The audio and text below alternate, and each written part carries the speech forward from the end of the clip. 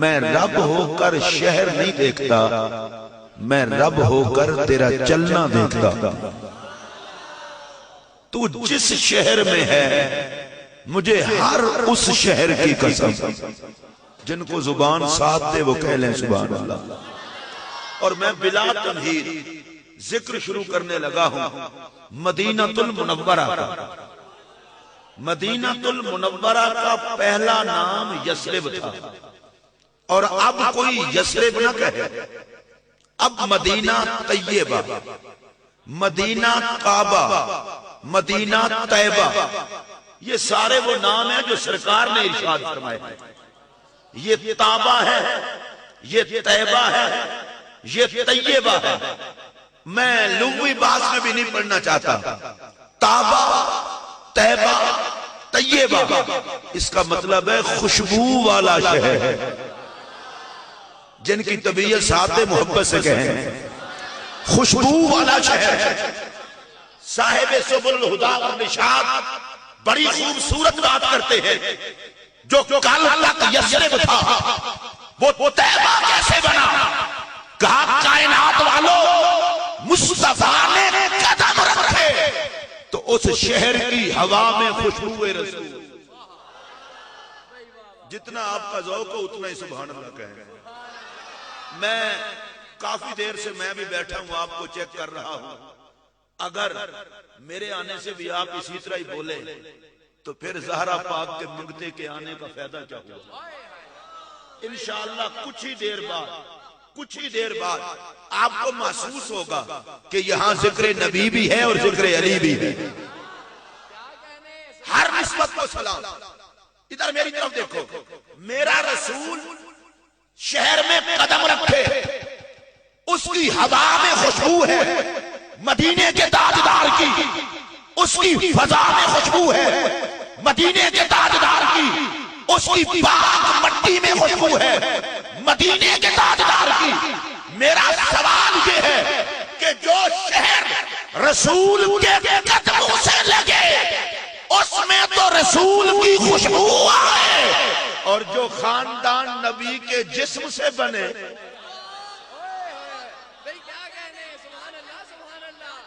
جن حضرات کی زبان ایسے موقع پر نہ بولتی ہو مجھے ان کی ضرورت بھی نہیں۔ میں بڑا سیدھا سادہ بندہ ہوں، جو رسول اللہ کی نسبت پہ بول سکتا ہے وہ اونچی آواز سے بولے۔ مدینہ طیبہ کی ہر راستے پر خوشبو رسول۔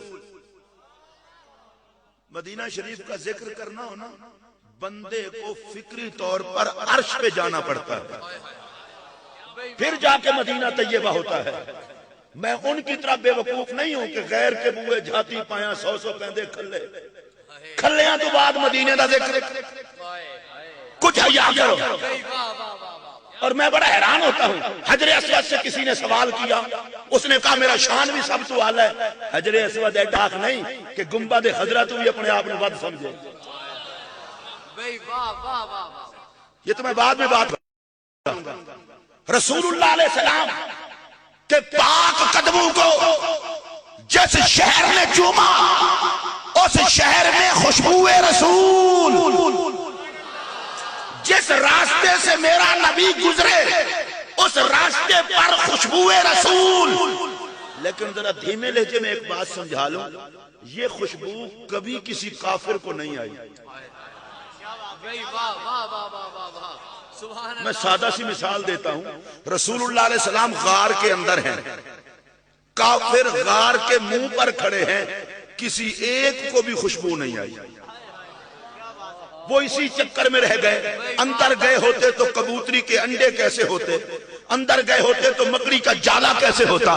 اب میری طرف دھیان دے، میں بات عرض کروں، یا اللہ یہ عجیب بات ہے، تیرا نبی گزرے، صدیق اکبر خوشبو سونگتے سونگتے سرکار تک پہنچ جائیں، عمر خوشبو سونگتے سونگتے سرکار تک پہنچ جائیں، جناب عثمان خوشبو سونگتے سونگتے سرکار تک پہنچ جائیں، مولا علی خوشبو سونگتے سونگتے سرکار تک پہنچ جائیں۔ اور یہ بڑی عجیب بات ہے، کافر غار کے منہ پر کھڑے ہیں اور کسی کو خوشبو نہیں آئی۔ آواز رحمت آئی، چپ کر، یہ محمد کی خوشبو ہے، یہ کافروں کا حصہ نہیں، یہ عاشقوں کا حصہ ہے۔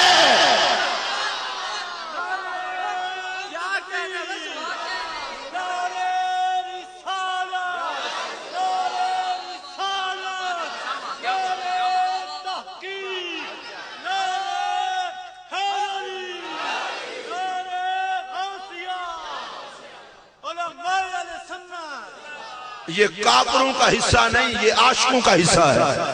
نانا جدہ جدہ حصہ ہے وہ ہن بولے، یہ کافروں کا حصہ نہیں، یہ عاشقوں کا حصہ ہے۔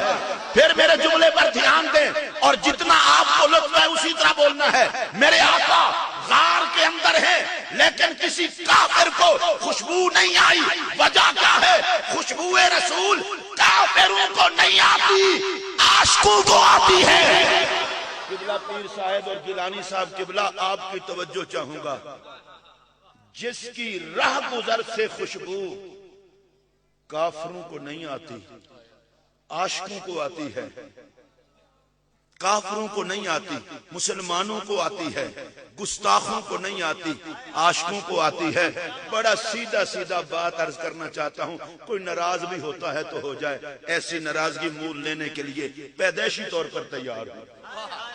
مجھے اس میں کوئی گڑبڑ کوئی چکر نہیں ہے۔ جس کی راہ گزر سے اتنی خوشبو ہے، اس کے کندھے پہ بیٹھنے والوں میں کتنا خوشبو ہوگی۔ جس کی جتنا طبیعت ساتھ دے اتنا ہی محبت سے بولے بھئی۔ جس کی راہ گزر سے اتنا خوشبو ہے، اس مصطفیٰ کے خاندان میں کتنا خوشبو ہوگی۔ میرا یہ جملہ سن لیجئے، راستے کی خوشبو کسی کافر کو نہیں آتی، آل محمد کی خوشبو کسی یزید کو نہیں آتی۔ اس خوشبو کے لیے بھی مصطفیٰ کی غلامی چاہیے، اس کے لیے بھی مصطفیٰ کی غلامی چاہیے۔ رسول اللہ علیہ السلام جس شہر نور میں قدم رکھیں خوشبو ہی خوشبو۔ آپ خوشبو پر سبحان اللہ اچھی طرح نہیں کہہ رہے۔ یا اللہ ان سیدوں کا صدقہ جو خوشبو رسول پہ بولے، اس کے مقدر کو بھی خوشبو والا کر دے۔ اب جس کا مقدر ہو وہ بولے۔ ادھر دیکھیں، اچھا ایک اور جملہ کہنا چاہتا ہوں، جس راستے سے آقا گزریں اس میں تو خوشبو پھیل جائے، اور جس مزار میں آقا ہیں، جس مزار میں آقا ہیں، لوگ ہم سے سوال کرتے ہیں مزارات میں کیا لینے جاتے ہو؟ ان کے لیے میرا جواب سنیے، ہمارا عقیدہ ہے جب اللہ کا نیک بندہ قبر میں جاتا ہے تو قبر میں سرکار آتے ہیں۔ جس مزار میں مدینے کا تاجدار آئے، ایسی خوشبو پھیل جاتی ہے، قیامت قائم ہو سکتی ہے، خوشبو یار ختم نہیں ہو سکتی۔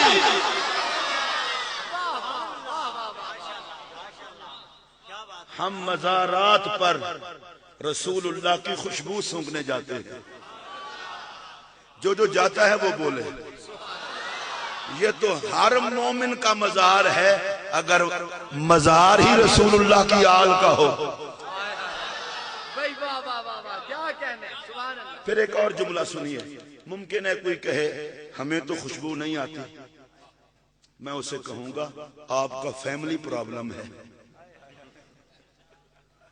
آپ کو نہیں آتی یہ ہمارا ٹھیکہ نہیں، ہمیں تو آتی ہے۔ آپ سوچ رہے ہوں گے کہ یہ کیا بات ہوئی؟ مولا کائنات سیدنا علی المرتضیٰ کرم اللہ وجہہ الکریم، آپ لیٹے ہیں ہجرت کی رات رسول اللہ علیہ السلام کے پاک بستر پر، میرے نبی باہر تشریف لے گئے، کسی کو نظر آئے؟ رب نے کہا محبوب جاتے ہوئے ان کے منہ پہ مٹی بھی ڈال جاؤ۔ سرکار نے مٹی ڈالی، بے ایمان تھے نا، یوں منہ صاف کر کے پھر کھڑے ہو گئے۔ ذرا میں دھیمے دھیمے لہجے میں بات کرتا ہوں، عجیب لوگ ہیں، خود کچھ دھماکہ خود کر کے مذمت بھی خود کرتے۔ یہ پرانا رواج ہے، منہ صاف کیا کھڑے ہو گئے۔ صبح جا کے دیکھا، میری طرف دھیان دینا، صبح جا کے دیکھا تو اس چارپائی پہ تو مولا علی لیٹے تھے۔ انہوں نے کہا ہم نے سمجھا نبی لیٹے ہیں، یہ تو علی لیٹے ہیں۔ انہوں نے مولا علی سے کہا کہ بتاؤ محمد کہاں گئے؟ انہوں نے کہا وہ تو رات کو چلے گئے، تمہارے سامنے سے گئے، جاتے ہوئے مٹی بھی ڈال گئے۔ میری طرف دھیان دے۔